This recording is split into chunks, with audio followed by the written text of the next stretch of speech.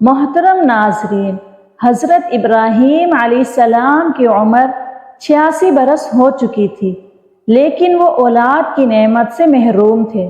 حضرت ابراہیم علیہ السلام نے اللہ تبارک و تعالیٰ کی بارگاہ میں کچھ اس طرح سے دعا کی کہ اے میرے پیارے رب، مجھے نیک اور صالح بیٹا عطا کر۔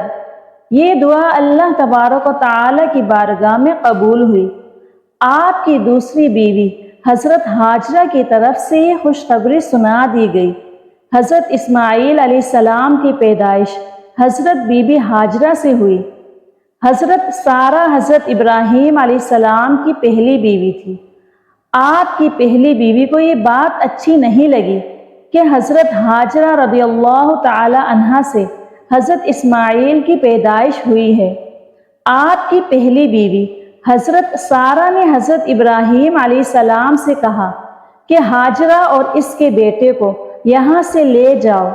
حضرت ابراہیم علیہ السلام کو یہ بات بہت ہی ناگوار گزری، لیکن اللہ تبارک و تعالیٰ کی طرف سے جب حضرت ابراہیم علیہ السلام کو حکم ہوا کہ حضرت ہاجرہ اور حضرت اسماعیل علیہ السلام کو عرب کے ریگستان میں چھوڑ دیا جائے، حضرت ابراہیم علیہ السلام حضرت ہاجرہ اور حضرت اسماعیل علیہ السلام کو اسی جگہ پر لے آئے جہاں پر آج کعبہ ہے۔ اس زمانے میں یہ جگہ بالکل غیر آباد تھی، وہاں پر کوئی بھی بسنے والا نہیں تھا، بالکل ریگستان کی طرح یہ جگہ تھی۔ آپ نے اپنی بیوی کو ایک تھیلی کھجور دی اور ایک مشکیزہ پانی کے ہمراہ آپ کو وہاں تنہا چھوڑ دیا۔ حضرت بی بی ہاجرہ رضی اللہ تعالی عنہا نے پوچھا، اے میرے شوہر، آپ ہمیں یہاں تنہائی میں کہاں لے آئے ہیں؟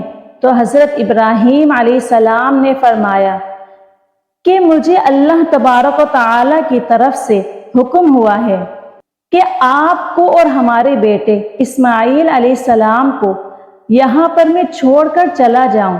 تب حضرت بی بی ہاجرہ رضی اللہ تعالی عنہا نے آپ کو جانے دیا اور فرمایا کہ ہمارے لیے اللہ تبارک و تعالی ہی کافی ہیں۔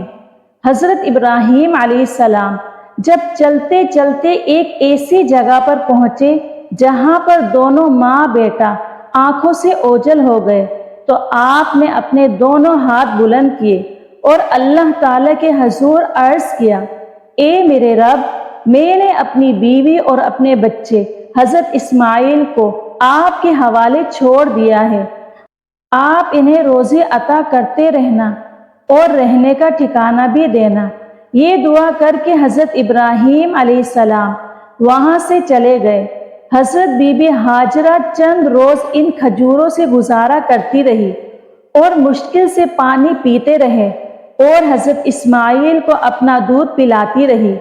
جب پانی اور کھجور ختم ہو گئی تب حضرت ہاجرہ پریشان ہو گئی، کیونکہ وہ خود بھوکی رہنے لگی اور اس لیے دودھ بھی نہیں اترتا تھا۔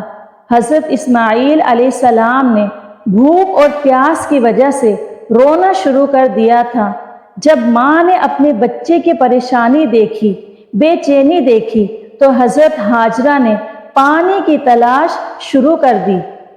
حضرت بی بی ہاجرہ رضی اللہ تعالی عنہا صفا پہاڑی پر چڑھی کہ شاید انہیں کوئی اللہ کا بندہ نظر آ جائے یا کہیں سے انہیں کوئی پانی مل جائے، لیکن انہیں وہاں پر کچھ نظر نہ آیا اور وہ وادی میں واپس آ گئی۔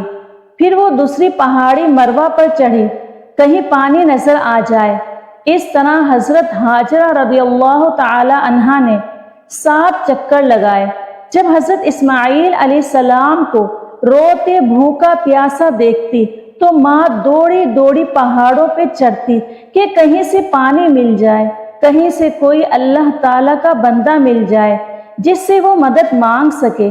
ماں کا یہ جذبہ اللہ تبارک و تعالیٰ کی بارگاہ میں اس طرح مقبول ہوا کہ آج بھی جو بھی بیت اللہ کی زیارت کے لیے جاتا ہے اس پر یہ لازم قرار ہو جاتا ہے کہ ان پہاڑیوں پر چڑھے اور 7 چکر لگائے۔ آج بھی حضرت بی بی ہاجرہ کی سنت کی پیروی کرتے ہیں۔ لوگ صفا اور مروہ پہاڑی پر چڑھ کر چکر لگاتے ہیں۔ ماں نے جب اپنے بچے کو روتے بھوکے اور پیاسے کو دیکھا، حضرت بی بی ہاجرہ سے رہا نہ گیا۔ وہ 7ویں بار ان پہاڑوں پر چڑھی، لیکن انہیں وہاں پر کچھ بھی پانی یا کوئی بھی انسان نظر نہیں آیا، تو اس طرح ہی خالی ہاتھ لوٹ آئی۔ جب واپس آئی تو کیا دیکھتی ہیں کہ حضرت اسماعیل علیہ السلام بھوکے پیاسے رو رہے ہیں اور زمین پر اپنی ایڑیاں رگڑ رہے ہیں، اور جہاں پر ایڑیاں رگڑ رہے ہیں وہاں پر ایک پانی کا چشمہ جاری ہو گیا ہے۔ اللہ تعالیٰ کا فضل و کرم اس طرح ہوا کہ یہ چشمہ آج بھی بہہ رہا ہے، جس کو ہم آب زمزم کے نام سے جانتے ہیں۔ ہزاروں سال گزر جانے کے بعد بھی آج بھی چشمے کا پانی اسی طرح سے جاری ہے۔ اللہ تبارک و تعالی نے اپنی مخلوق کے لیے اس پانی میں شفا رکھی ہے۔ حضرت بی بی ہاجرہ رضی اللہ تعالی عنہا یہ معجزہ دیکھ کر بے حد خوش ہوئی اور اللہ تبارک و تعالی کا شکر ادا کیا۔ حضرت بی بی ہاجرہ نے حضرت اسماعیل علیہ السلام کو پانی پلایا، خود بھی پانی پیا۔ اس وقت اللہ تبارک و تعالی کی طرف سے ایک فرشتہ نازل ہوا۔ اس نے حضرت بی بی ہاجرہ سے فرمایا کہ اے ہاجرہ، آپ پریشان نہ ہوں، اللہ آپ کو اور آپ کے بچے کو ضائع نہیں ہونے دے گا، کیونکہ اللہ تعالیٰ کے گھر کو جس کو بیت اللہ کے نام سے جانا جائے گا، اس گھر کو اس بچے نے اور اس کے باپ نے تعمیر کرنا ہے۔ اس کے بعد وہاں سے ایک قافلہ گزرا، جس نے پانی پینا چاہا تو حضرت بی بی ہاجرہ سے اجازت لی اور پانی پیا، اور وہاں پر کچھ لوگوں نے اپنے رہنے کا ٹھکانہ بھی بنا لیا، اور آہستہ آہستہ وہاں پر ایک آبادی آباد ہو گئی، اور حضرت اسماعیل کا بچپن اسی جگہ پر گزرا۔ صرف یہی نہیں، اللہ تبارک و تعالی نے پانی کے ساتھ ساتھ وہاں پر کھجوروں کے درخت بھی اگا دیے، جن کو کھا کر حضرت بی بی ہاجرہ گزارا کرتی اور حضرت اسماعیل کو بھی کھلاتی اور پانی پیتی، اور وہاں پر آہستہ آہستہ پرندے بھی آنے لگے، پانی پیتے اور کھجوریں کھاتے۔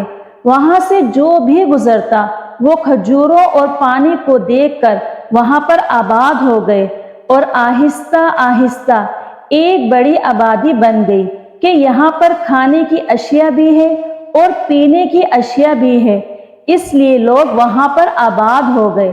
اور یہ پیارا سا چشمہ جو اللہ تعالیٰ کی طرف سے نازل ہوا تھا، جس کو ہم لوگ آب زمزم کے نام سے جانتے ہیں، جب لوگ حج کے لیے جاتے ہیں تو خود بھی یہ آب زمزم پیتے ہیں اور اپنے وطن اپنے پیاروں کے لیے بھی لے کر آتے ہیں، اور اس کو شفا کے طور پر پیتے ہیں اور اللہ تبارک و تعالی کا شکر ادا کرتے ہیں۔